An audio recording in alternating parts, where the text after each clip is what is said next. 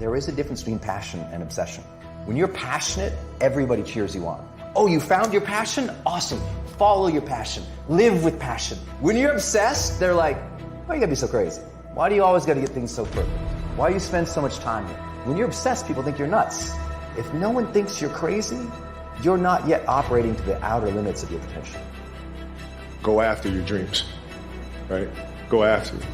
I never compromised that. I never allowed anybody to tell me what I was capable of accomplishing. I never let anybody tell me that I can't do. I'm not afraid to fail. I'm not afraid to fall over, make a mistake. That oftentimes cripples people on the onset of getting into anything.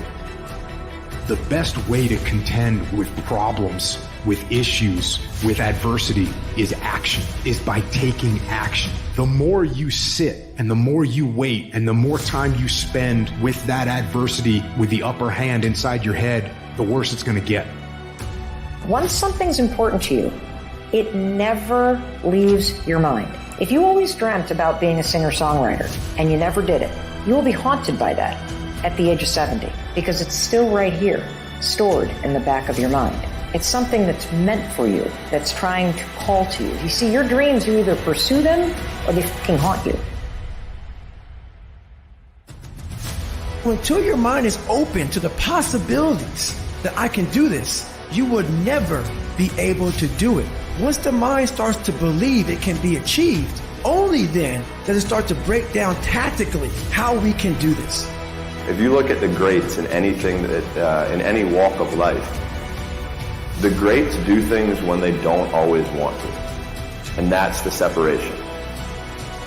We all think about quitting it's hard. It's hard to process information during pain because that pain takes over and you can't think rationally. You're thinking about fight or flight, save yourself. That's not a rational thought. It's not a thought that's going to get you through hard times. It's all about your mind takes control of you. You have to say, you, I run this motherfucker. You need to make it a habit to start every fucking day validating yourself, cheering for yourself, because life is a marathon. And this might be a challenging leg where you're like, I'm just going to throw in the towel. I'm not going to do that thing. Hell no. If you're standing in front of that mirror, you deserve to feel the support and empowerment and encouragement that you need. You are doing so much every single day that you don't give yourself credit for. When you invest in something and you hustle and you work for something, you got a different type of attachment to it. You're going to have a cold day in hell for somebody to try to take this from you. We live by this, we die by this. We don't surrender, we don't retreat. Effort is isolated. The reason why effort is isolated is because nobody can dictate. Effort is 100% in the mind. I live for today, and I don't care what happened yesterday. I live in the moment because that's the only thing we have in our lives, so moments in time. And as soon as I've gone out that door, we can never reverse back and play it again because it's real life, it's not a dress rehearsal. So I don't really care what happens 5 minutes ago. I'm just going to keep going today and living today and enjoying myself because I know what God gives, God can take away in the flash of a second. It can all be turned upside down, and I've experienced it. Sometimes in life when everything's going great for you and you don't know good from bad, you need to experience a little rain sometimes so you can enjoy the sunshine again. And now I'm happy for the small things in life. Do you realize that every day you thought you wasn't gonna make it?